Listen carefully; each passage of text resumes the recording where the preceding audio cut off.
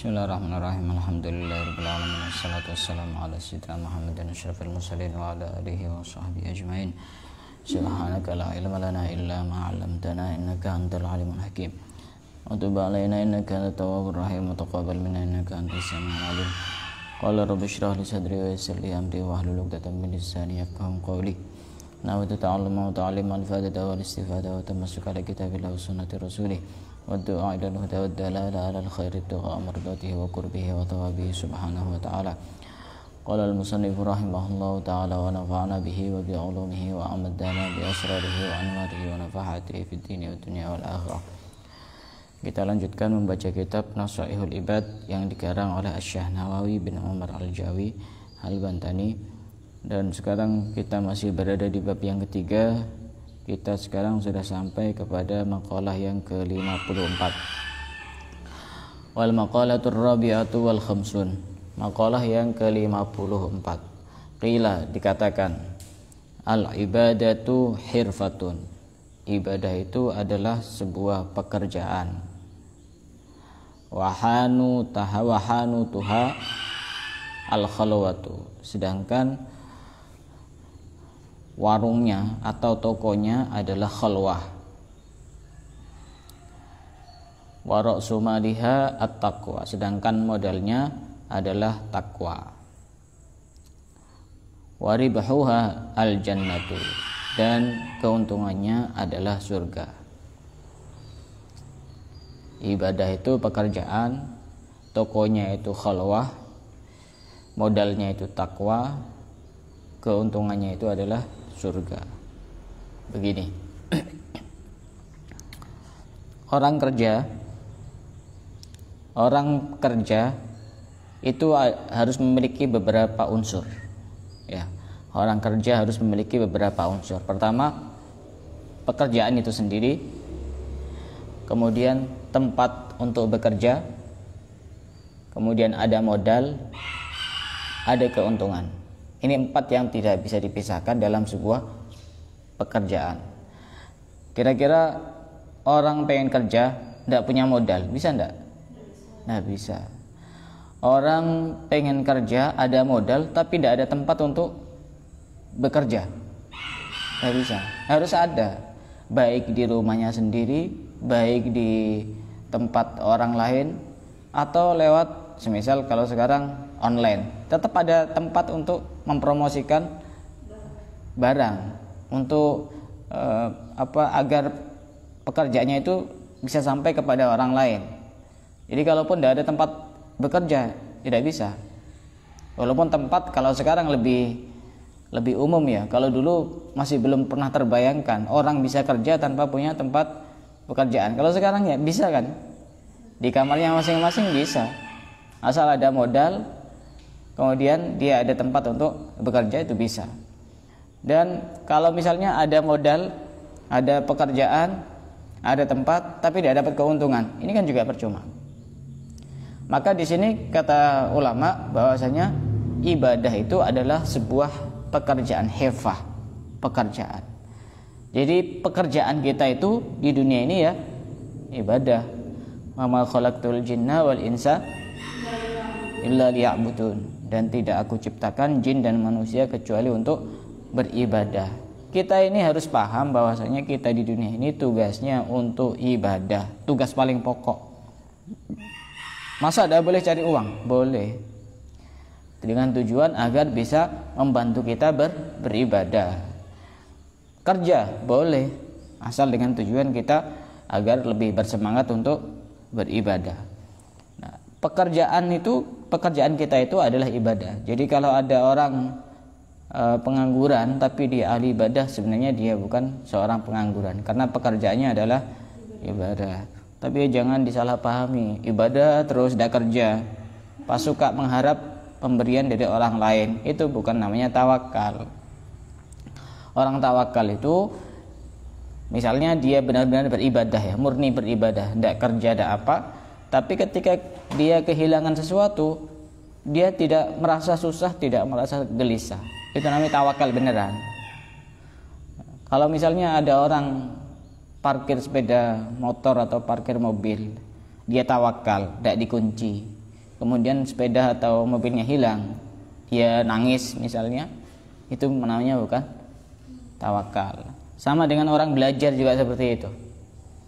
Belajar, ya belajar. Urusan pintar dan tidak pintar itu urusan Allah. Ujian tidak belajar, tawakal. Itu bukan tawakal, itu namanya. Ketika nilainya jelek, susah, itu bukan namanya tawakal. Orang tawakal itu sudah tidak susah ketika kehilangan sesuatu. Nah, ibadah itu adalah sebuah pekerjaan, sedangkan tempat kerjanya itu adalah khalwah. Apa yang dimaksud khalwah di sini? Muhadatsatu sirri ma'allahi haitsu la ahad. Kita bisa berinteraksi, berkomunikasi dengan Allah tanpa ada seorang pun yang tahu. Itu khalwah. Walaupun khalwah itu juga bisa diartikan menyendiri tanpa ada yang menemani, itu namanya khalwah. Tapi juga di sini diartikan bahwasanya bisa jadi kita bersama orang lain, tapi pada saat itu kita sedang berkhalwah dengan Allah, sedang bersama Allah, sedang bercengkrama dengan Allah. Ini bahasanya agak dalam ini ya, butuh agak konsentrasi. Begini contohnya. Contohnya begini. Semisal kita lagi ngobrol sama orang, ternyata isi dari obrolannya itu adalah ngomongkan orang lain. Orang itu bisa pada saat itu dia khalwah dengan Allah. Dengan cara bagaimana? Dengan cara dia itu merasa seakan-akan dibisiki oleh Allah. Itu tidak bagus. Jadi dia itu raganya ada bersama orang lain, tapi hatinya ada bersama Allah. Itu namanya khalwah. Dan itu lebih susah dibanding khalwah yang menyendiri di satu tempat tanpa ada yang mengganggu. Itu lebih mudah, walaupun kita sendiri masih tidak bisa. Coba bisa enggak selama 1 minggu saja di kamar tidak keluar rumah. Keluar paling cuma makan, ke kamar mandi, atau ada hal-hal penting. Kira-kira tidak mungkin betah itu kalau kita. Kalau semisal kayak Habib Abu Bakar bin Muhammad As-Segaf Gresik itu sampai 15 tahun tidak pernah keluar-keluaran. Dan itu sudah banyak dialami oleh para ulama, itu banyak khalwah itu. Cuma khalwah yang agak keren itu, lebih keren itu ramai dalam kesendirian, sendiri dalam keramaian. Itu khalwah yang lebih berat lagi. Contoh lagi misalnya, lagi ngobrol sama orang, tiba-tiba misalkan laki-laki, tiba-tiba ada perempuan lewat, cantik orangnya, terus buka aurat, pakaiannya kayak orang tidak kuat beli baju, beli kain. Hanya dalam hatinya dia bilang, itu tidak boleh dilihat. Jadi dia itu seakan-akan tetap berinteraksi dengan Allah walaupun dia itu bersama orang lain. Itu namanya khalwah, muhadatsatu sir, ngomong bisik-bisik dengan Allah. Selalu ada yang mengingatkan. Nah, pekerjaan itu tempat kerjanya adalah khalwah. Orang kalau ahli ibadah, tiap hari beribadah, sholat, puasa, baca Quran dan sebagainya, itu dia harus merasa bahwa hatinya selalu berinteraksi dengan Allah, selalu berkomunikasi dengan Allah, selalu dia itu seakan-akan Allah ada bersama dia terus. Walaupun kenyataannya Allah tetap selalu ada bersama setiap orang. Cuma kadang-kadang kesadaran itu yang tidak ada. Allah itu sangat dekat, tapi manusia yang seringkali menjauh. Di dalam Al-Quran disebutkan, wa idza sa'alaka ibadi anni fa inni qarib. Jika ada orang yang tanya kepadaku tentangku, kata Allah, jawablah, fa inni qarib, aku itu dekat. Kadang kita itu lebih suka mencari yang jauh padahal ada yang dekat. Kadang kita lebih suka mencari jauh yang biasa-biasa padahal ada yang dekat yang istimewa. Kita ini ketika ada masalah kadang-kadang keburu-buru langsung cari orang, padahal orang itu ya jauh. Ada yang lebih dekat adalah Allah. Wa nahnu aqrabu ilaihi min hablil warid. Kata Allah, aku lebih dekat kepada kalian daripada urat nadi kalian. Urat nadi kan sudah nempel di dalam tubuh kita. Tapi Allah lebih dekat daripada itu. Tapi dekat di sini jangan diartikan membutuhkan suatu tempat, karena Allah tidak bertempat. Dekat di sini adalah kedekatan rasa. Kita merasakan kedekatan dengan Allah. Jangan kemudian kita memahami Allah itu dekat, oh berarti Allah ada di sini, berarti kan butuh tempat. Tidak, ini tambah justru satu kesalahan. Karena akidah kita Ahlussunnah wal Jamaah, Allah itu ada tanpa tempat. Apalagi ada yang mengatakan, misal kelompok Salafi Wahabi itu mengatakan Allah ada di atas. Jadi pertanyaan, ketika Allah di atas, berarti Allah kan butuh tempat. Berarti kalau Allah tidak ada tempatnya kan tidak bisa. Yang jadi pertanyaan, siapa yang menciptakan langit itu nanti? Berarti kan di atasnya Allah masih ada Tuhan yang lain. Allah kan tidak bisa nanti bertempat kalau tidak ada tempatnya. Sama kita tidak bisa duduk kalau tidak ada tempat duduknya. Misalnya kan ini ruangan hampa, saya pengen duduk, ya tidak bisa. Harus ada tempat duduknya dulu. Nah, siapa yang menciptakan tempat duduk itu? Kan ya, Ar-Rahmanu 'alal 'arsy istawa. Allah itu bersinggasana di atas arsy katanya. Allah itu ada di atas. Makanya ini satu ucapan yang kadang seringkali diucapkan oleh sebagian orang. Seringkali ngomong seperti ini, terserah yang di atas. Ini bisa bahaya, bisa tidak bahaya. Kalau dia meyakini bahwa Allah ada di atas, ini bahaya. Keluar dari akidah Ahlussunnah wal Jamaah. Sering enggak dengar orang ngomong seperti itu, terserah yang ada di atas. Di atas genteng apa di atas mana? Terserah yang di atas.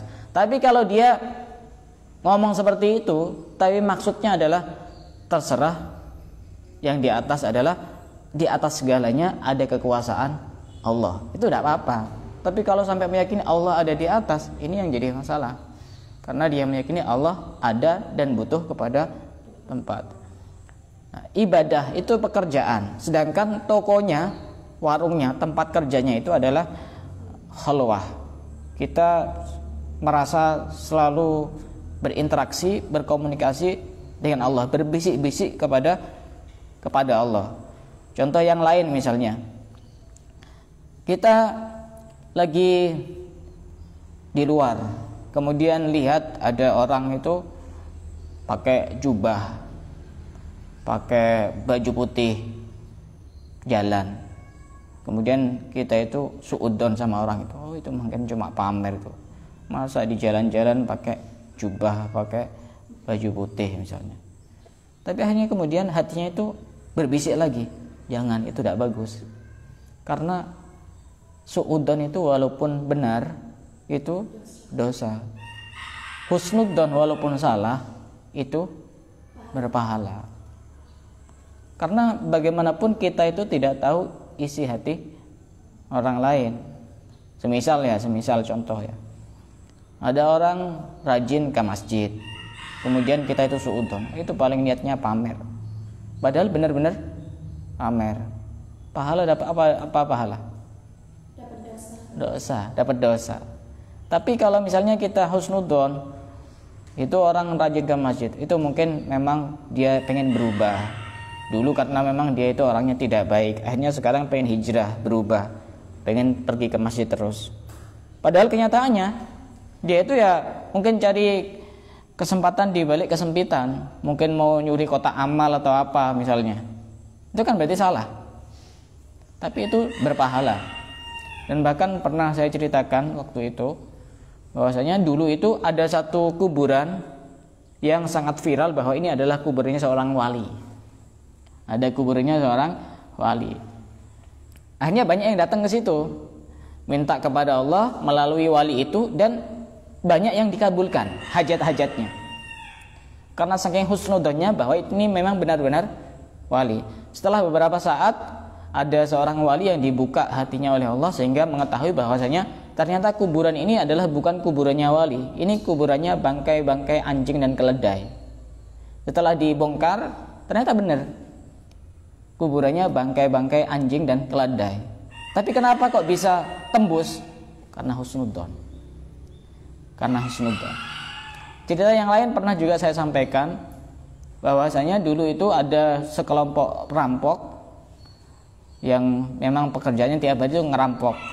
Suatu malam kelompok perampok ini kelelahan sehingga cari rumah untuk istirahat. Tapi sebelum masuk rumah itu dia sudah ganti kostum, yang asalnya kostum-kostum perampok seperti kostum-kostum para ulama, pakai gamis, pakai putih-putih begitu masuk. Kemudian setelah masuk ditanya, kalian dari mana? Kami adalah pejuang-pejuang Allah, berjuang di jalan Allah. Padahal pekerjaan itu ngerampok. Akhirnya tuan rumahnya ini saking husnudzonnya, anaknya lagi sakit gitu. Punya anak kecil yang lagi sakit. Setelah itu dia bawa air, minta didoakan oleh perampok itu yang nyamar jadi ulama. Sudah didoakan, disembur itu, serop 3 kali, terus diminumkan. Setelah itu dia pamit untuk katanya mau keluar dulu sebentar, padahal dia keluarnya mau merampok. Udah keluar satu malam itu, balik lagi ke rumahnya itu cari makan biar ada makan gratis, karena di sana tidak mungkin makan gratis. Balik lagi ke rumahnya dan ada pemandangan yang ajaib. Ternyata setelah balik itu tuan rumah itu banyak berterima kasih kepada perampok itu. Karena apa?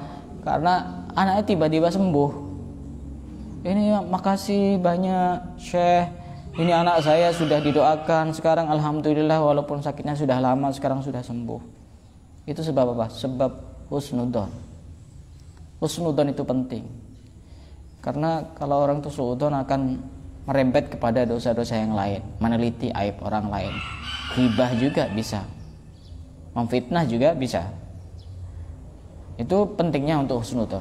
Katanya para ulama, ibadah itu adalah sebuah pekerjaan. Apa pekerjaanmu? Ibadah. Ya jangan ditulis di KTP. Pekerjaan, ibadah. Nanti dikira teroris.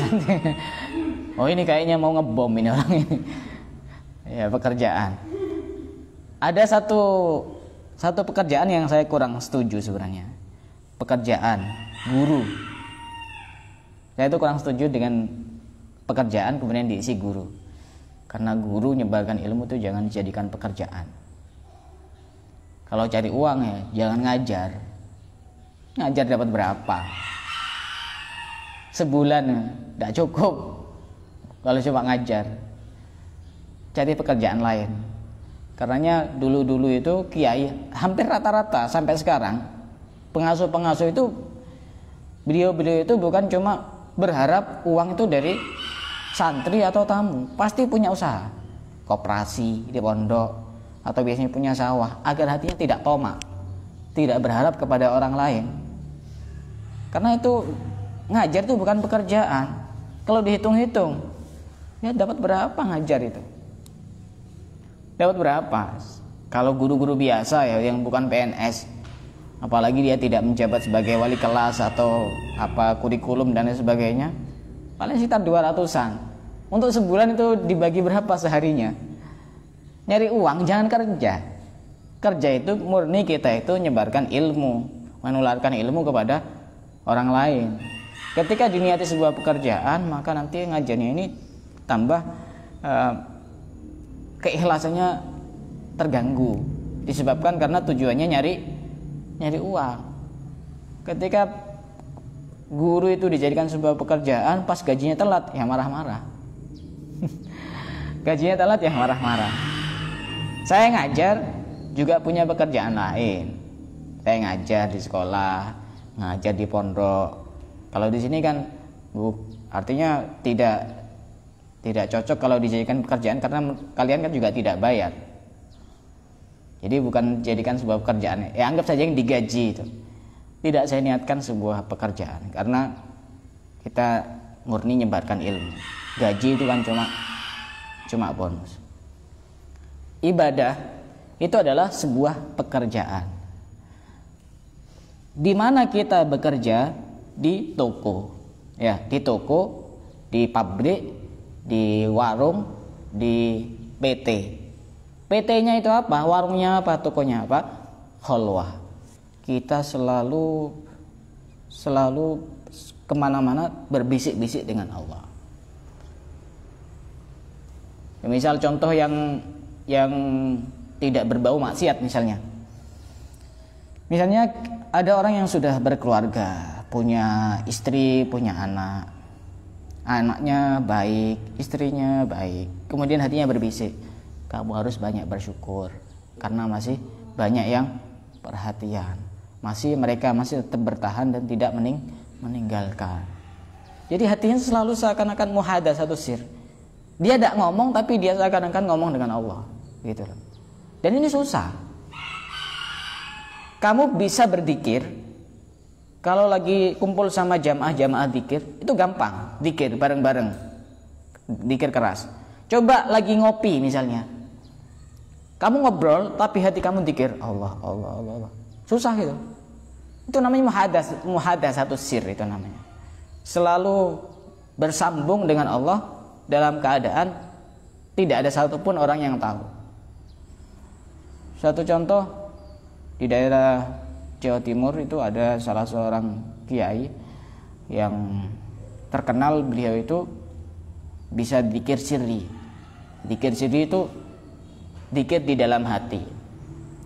Dan beliau sangat menyembunyikan bahwa beliau itu orang istimewa. Jadi kalau penampilan itu sampai putra-putranya itu punya pondok besar di salah seorang kiai di daerah Jawa Timur, punya pondok besar. Itu putra-putranya itu penampilannya kalau orang tidak kenal dikira preman.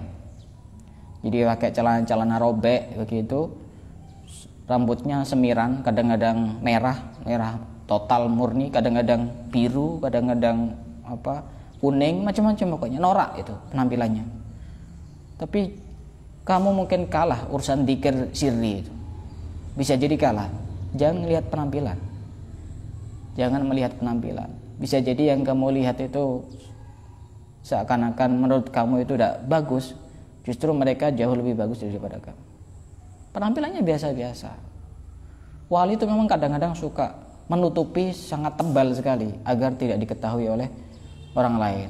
Cuma kadang-kadang yang jadi penyakit itu santri-santri atau yang kenal itu niru penampilannya saja, tidak niru dzikirnya. Hanya ya niru penampilannya, ya celana-celana robek, semiran, rambutnya panjang. Dan bahkan ada sebagian yang pernah saya upload di WA itu, dia jadi vokalis, padahal itu putranya seorang kiai besar. Putranya seorang kiai besar. Terkait dengan masalah musik itu haram atau tidak haram, yang pastinya khilaf. Tidak ada kesepakatan di antara para ulama bahwa musik itu langsung haram. Jalaluddin Ar-Rumi itu kan terkenal punya tarian, sampai nari-nari. Itu kenapa? Karena saking mabuknya kepada Allah itu. Orang itu kalau sudah mabuk, dia tidak bisa jatuh. Mabuk kepada Allah. Lihat orang tarian Jalaluddin Ar-Rumi itu, muter-muter terus. Coba kamu niru. Kalau perlu di tengah jalan. Insya Allah tidak sampai setengah jam itu. Pertama dikatakan orang gila, kedua orang stres karena tidak tahu tempat. Itu orang kok bisa? Ternyata itu ada rumusnya. Tangannya itu memang ada ke bawah, ada yang ke atas juga. Jadi hatinya itu asal nyambung, itu udah jatuh. Coba durasinya berapa menit itu orang nari itu, tarian Rumi itu. Kadang seperti kemarin saya lihat acara di pesisir itu, Bening itu. Kadang satu lagu itu sekitar 10 menit atau 15 menit. Karena nyambung terus lagunya. Kok bisa bertahan? Karena hatinya itu. Kita tidak bisa melihat orang dari luarnya, karena penampilan luar seringkali menipu. Nah, modal, orang kerja itu kan butuh modal. Modalnya apa? Takwa. Orang beribadah juga butuh modal. Modalnya itu apa? Takwa. Takwa itu apa? Menjaga diri dari melakukan sesuatu yang menyebabkan kita mendapatkan siksanya Allah. Yang mendapatkan siksa dari Allah itu ada dua. Bisa jadi kita melakukan keharaman, bisa jadi kita meninggalkan kewajiban. Ini otomatis orang akan mendapatkan siksa dari Allah. Ya, takwa itu berputar dari dua hal itu. Melakukan kewajiban, meninggalkan keharaman, atau meninggalkan kewajiban, melakukan keharaman. Orang ibadah tapi dia tidak ada takwa, maksiat jalan, itu nanti dia tidak mendapatkan keuntungan. Harus ada takwa. Takwa ini saking pentingnya, maka nasihat yang paling pokok dan yang paling penting itu pertama harus takwa. Ketika diminta nasihat oleh orang lain, jangan sampai lupa saya menasihati kepada diri saya sendiri dan kepada kamu untuk selalu bertakwa kepada Allah. Dan ini sesuai dengan ayat Al-Qur'an surat An-Nisa ayat 131, walaqad wassaynal ladzina utul kitaba min qablikum wa iyyakum anittaqullah. Dan ini juga saya dapati dari ulama-ulama yang ada di Hadramaut. Ketika kita datang nyabis sowan kepada beliau minta nasihat, pasti pertama kali ittaqullah, bertakwalah kepada Allah. Karena nabi-nabi terdahulu dari Nabi Adam sampai Nabi Muhammad ketika memberi nasihat, memberi wasiat, ya pasti bertakwa kepada Allah. Orang itu kalau bertakwa kepada Allah akan mendapatkan beberapa manfaat. Yang pertama, dia akan selalu merasa bersama dengan Allah. Orang itu kalau takwa dia tidak pernah merasa sendiri. Kalau orang merasa sendiri berarti takwanya masih kurang. Disebutkan di dalam Al-Qur'an surat Al-Baqarah ayat 194, wattaqullah wa'lamu annallaha ma'al muttaqin. Bertakwalah kepada Allah dan ketahuilah bahwasanya Allah bersama orang-orang yang bertakwa. Orang itu kalau takwa itu hidupnya santuy, tahu santuy? Ya, karena dia selalu merasa ada yang menemani. Siapa yang menemani? Allah. Selalu merasa ada yang membersamai. Kita perlu bertanya kepada diri kita masing-masing. Pada saat kita ada masalah, ada problem, ada musibah, ada ujian, kok kita merasa sendiri, berarti kita masih belum benar-benar bertakwa. Ketika kamu kehilangan segalanya, kamu harus ingat bahwa kamu tidak pernah kehilangan Allah. Allah akan selalu ada untuk siapapun, asal hatinya siap untuk menerima keberadaan Allah. Kadang-kadang tidak siap, kadang-kadang maki-maki kepada Allah. Allah ini tidak adil, saya sudah begini, sudah itu, kurang sabar saya apa? Ya itu namanya tidak sabar. Nggak sabar. Sabar itu saya sudah pol-polan. Sabar pasti ada batasnya. Kalau ada batasnya berarti tidak sabar. Sabar itu tidak ada batasnya. Kenapa kok itu viral? Ya karena sering lihat TV, drama, sinetron. Sabar sudah habis kesabaran saya. Berarti itu namanya tidak sabar itu. Sabar tidak ada puncaknya. Sabar ya tidak ada batasannya. Orang itu kalau bertakwa, dia akan selalu dibersamai oleh Allah. Dia tidak mungkin merasa sendiri. Begini loh, saya bukan karena sudah bisa, tapi karena punya ilmunya, punya teorinya. Jadi saya itu ya harus menyebarkan kepada yang lain. Ketika kita ada problem, ketika ada masalah, ada ujian, kita harus sadar bahwasanya cara Allah untuk menyayangi hambanya itu bukan hanya dengan hal-hal yang menyenangkan. Kadang-kadang juga dengan hal-hal yang menyakitkan. Kadang-kadang orang ngomong, kenapa ya terlalu banyak ujian yang saya alami? Itu tanda bahwa Allah itu cinta sama kamu. Kenapa? Karena kamu ketika waktu seneng itu susah untuk ingat Allah. Akhirnya dikasih susah. Biasanya orang itu kalau susah, ya Allah, ya Allah. Akhirnya mulutnya itu nyebut-nyebut Allah. Astagfirullah, ya Allah. Akhirnya ingat kepada Allah. Itu apakah bukan sebuah pemberian dari Allah? Kita harus sadar bahwasanya ujian itu untuk meningkatkan derajat kita di hadapan Allah. Orang itu kalau dicintai oleh Allah, tandanya Allah suka menguji kepada orang tersebut. Semakin tinggi derajat seseorang, semakin tinggi juga ujiannya. Nabi. Jadi berarti kalau kita itu tidak mau ujian, oh berarti level kita level yang rendah, biasa. Level 1. Kalau istilah makanan itu ada level-level itu ya. Ada pedas, ada ekstra pedas itu. Kita itu levelnya level-level yang biasa. Tidak mau mendapatkan ujian itu tidak mau. Padahal ujian itu satu tanda bahwa Allah itu cinta kepada hambanya. Gampang analoginya. Pernah main game enggak? Pernah. Ya pernah ya, walaupun mungkin enggak sering ya. Game di HP maupun dulu itu ada game khusus. Ada mainan game itu. Tapi sekarang sudah tidak laku karena ada HP itu. HP semuanya sudah ada. Game itu kalau level biasa, rintangannya biasa. Semisal kayak apa ya, nata-nata bata itu, kadang-kadang ya ada game nata-nata bata itu. Kalau level 1 ya tidak begitu susah. Atau misalkan main ular-ularan itu, makan sesuatu, kalau level biasa pelan, gampang.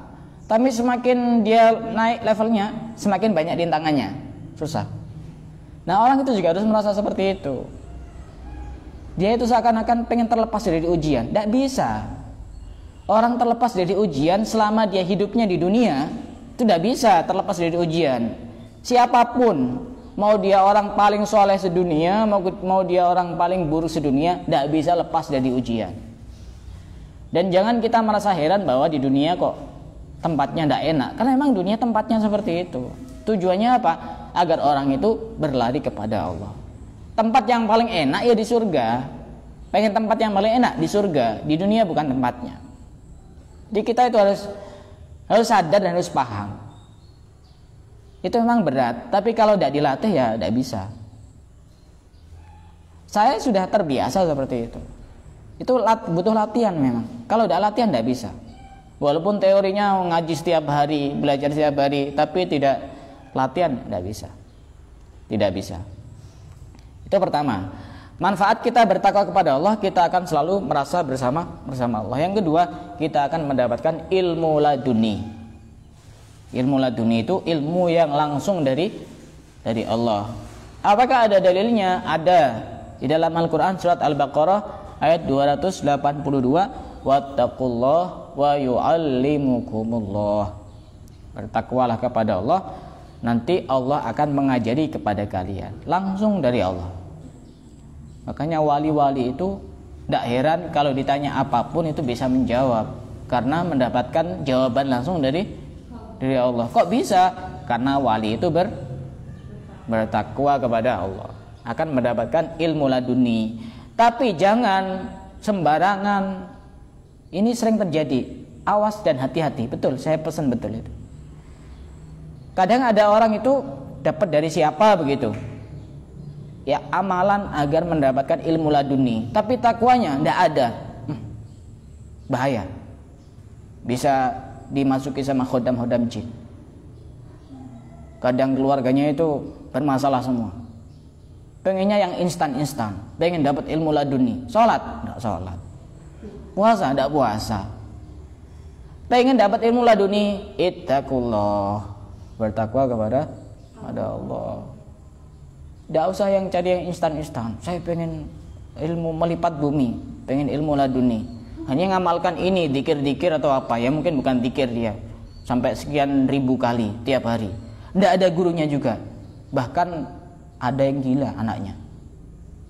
Ya ada di sini, di sekitar sini. Saya pernah menjumpai kasus-kasus seperti itu. Orang yang pengen dapat ilmu laduni tapi dengan cara yang tidak baik. Ilmu laduni dia sholat, rajin, belajar, tetap belajar. Karena ketika orang itu belajar nanti akan mendapatkan ilmu yang tidak dia ketahui, yang langsung dari Allah. Tidak belajar, tidak mau cari ilmu, tidak sholat, ngamalkan amalan-amalan agar mendapatkan ilmu laduni, gila, bisa gila. Dan ini sudah ada buktinya. Ada yang sampai gila, anaknya itu dia keluar, udah pakai baju. Tidak mau pakai baju, cewek, padahal cantik orangnya. Ya saya bingung ya, suruh ngobatin. Udah bener, tidak pakai baju, tidak pakai sehelai benang pun tidak pakai. Ya itu setelah saya telusuri ya, orang tuanya pengen ilmu-ilmu yang instan-instan. Itu bahaya. Jadi dia pertama tidak paham apa itu ilmu laduni dan manfaatnya apa, padahal ada ilmu laduni yang lebih jauh lebih tinggi derajatnya, yaitu dengan bertakwa kepada Allah. Yang ketiga, manfaat kita bertakwa itu adalah kita akan diberikan jalan keluar dari segala permasalahan dan juga akan diampuni dosa-dosa kita. Di dalam Al-Quran disebutkan, ya ayyuhalladzina amanu in tattaqullaha yaj'al lakum furqana wa yukaffir ankum sayyi'atikum wa yaghfir lakum wallahu dzul fadlil adzim.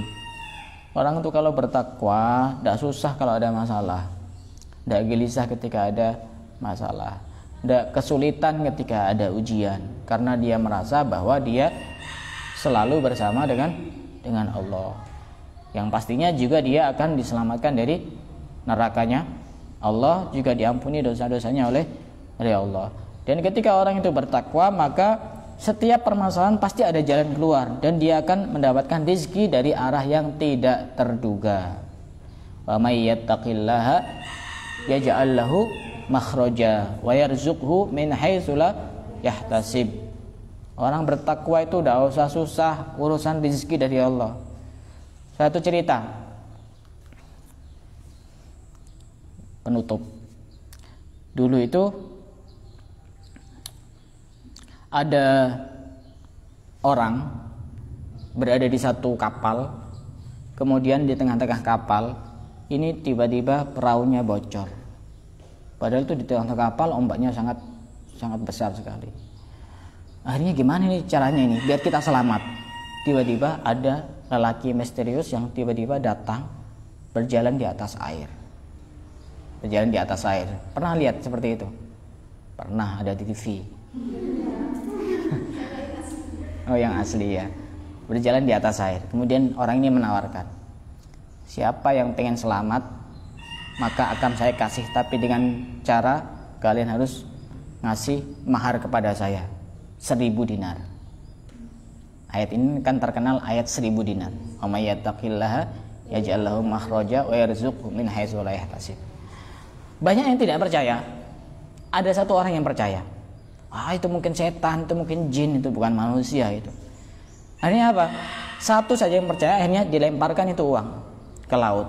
Sudah, yang lain tidak ada yang selamat, semuanya mati. Satu ini orang selamat. Dia itu setelah perahunya itu pecah, dia masih bisa pegangan dengan sebatang kayu sehingga menyampaikan dia ke satu pulau sampai ke tepi, sehingga dia itu sudah nyampe di pinggir lautan. Dan di situ menemukan ada satu gua. Akhirnya dia masuk untuk istirahat. Ternyata setelah masuk gua itu menemukan ada seorang perempuan yang sangat cantik. Akhirnya orang ini mikir, ini manusia, apa jin, apa setan, apa malaikat, kok ada di sini? Bilangnya, aku ini manusia, bukan siapa-siapa, aku manusia. Kok bisa di sini? Ya sama ceritanya, terdampar. Tapi aku ketakutan tiap hari karena menjelang malam itu saya itu didatangi oleh jin. Tiba-tiba ada asap, kemudian keluar sosok jin dan dia mau pengen nikah terus sama aku. Ini perempuan ini, bukan sama Mbak Diana.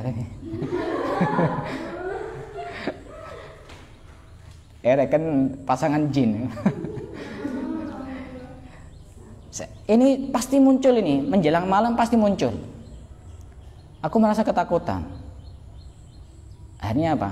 Sudah, aku yang akan menjadi pahlawanmu. Mau ditolong. Aku yang akan menjagamu sehidup semati. Kalau mati suruh jaga di atas kuburannya. Itu namanya sehidup semati. Sehidup semati ya, tak kira ada. Tak kira ada sehidup semati itu. Aku ingin bersamamu sehidup semati. Kalau mati, terus tidur di atas kuburan tiap hari. Itu bersama sehidup semati. Akhirnya apa? Laki-laki ini bingung juga. Saya pakai jurus apa ya untuk ngusir jin ini? Akhirnya pakai jurus yang tadi itu dikasih sama lelaki misterius tadi. Sudah, nanti akan saya pakai jurus ini. Saya baca, "Wa may yattaqillaha yaj'al lahu makhraja wa yarzuqhu min haitsu la yahtasib." Hanya betul, menjelang malam laki-laki ini bersembunyi di balik batu. Perempuannya dibiarkan, dijaga dari jarak jauh. Gitu. dijaga dengan mantra dan doa. Akhirnya benar, tiba-tiba ada asap, semakin menghitam, muncul penampakan sosok. Kamu mau saya nikahi sekarang, kamu harus mau saya nikahi. Karena memang sebagian jin itu ada yang memang suka dengan manusia. Kalau suka dengan manusia, itu ciri-ciri jin yang suka dengan manusia itu biasanya perempuan ini agak ilfil sama cowok itu. Betul itu. Nggak apa ya? Nggak respect sama cowok itu. Kalau dia sudah punya pasangan, kayaknya nggak merasa nyaman dengan pasangannya. Oh, ini biasanya disukai sama jin. Naudzubillah. Naudzubillah, betul itu. Kadang-kadang dia itu sering mimpi berhubungan dengan orang lain. Sebenarnya bukan orang lain, tapi jin itu sendiri. Sekitar seminggu yang lalu ada tamu saya datang, itu hampir tiap malam dia mimpi seperti itu. Alumni sini.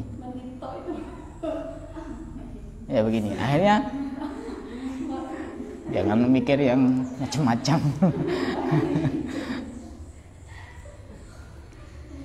Jadi apa namanya, ciri-ciri orang yang disukai sama jin itu, semisal ya, sudah dilamar berkali-kali tetap ditolak terus. Ya karena dia seakan-akan ada yang membisiki, kamu itu pantasnya sama saya gitu. Padahal itu adalah jin.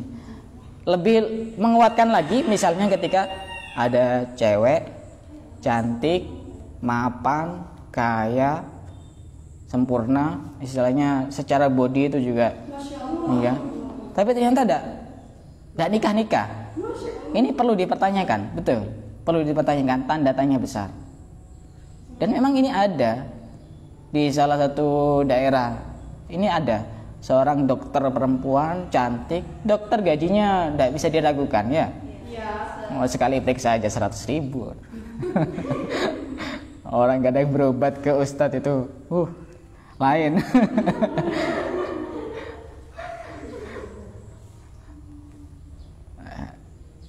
Ternyata tidak laku-laku sampai usia 30 lebih. Ternyata betul ditangani, dia disukai sama jin. Naudzubillah. Jangan sampai suka sama jin, apalagi minta nomor WA-nya. Bahaya itu.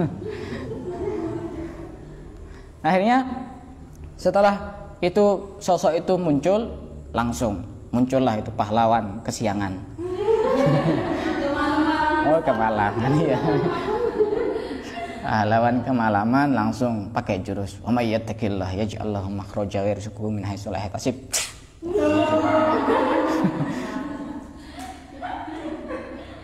Langsung tiba-tiba asap itu semakin lama semakin hilang dan langsung lenyap. Langsung hilang dan ditunggu beberapa saat, keesokan harinya juga sudah tidak datang lagi. Oh, berarti dia sudah lenyap, sudah hilang, sudah mati. Ayo, aku ingin mengajakmu hidup bersama.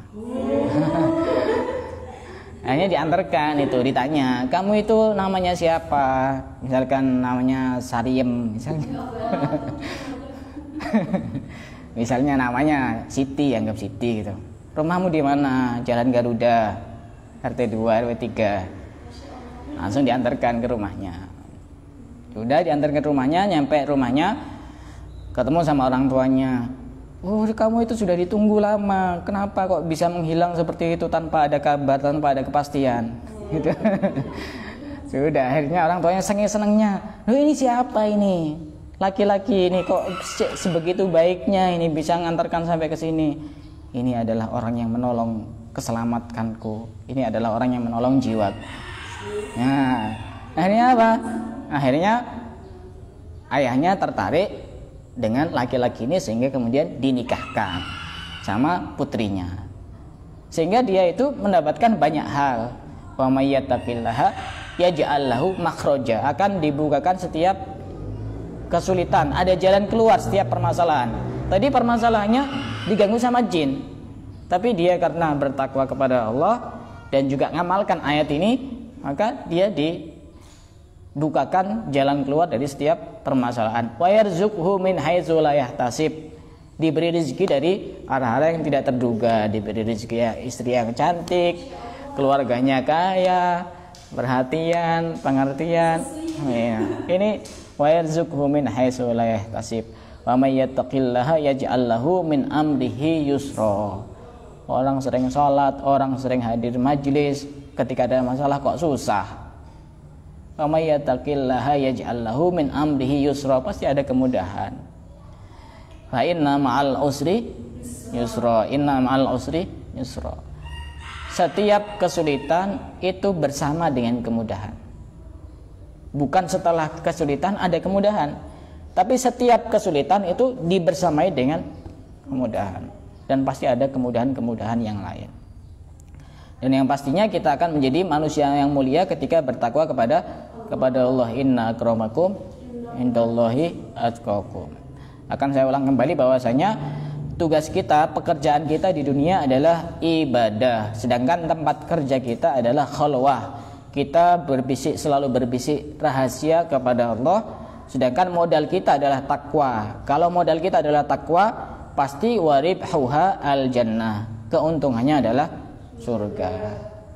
Kita punya modal takwa, pekerjaan kita ibadah, tempat kerja kita khalwah, keuntungan kita adalah surga. Saya kira cukup sampai di sini. Kita lanjutkan pada pertemuan yang akan datang dengan tema yang lebih menarik lagi.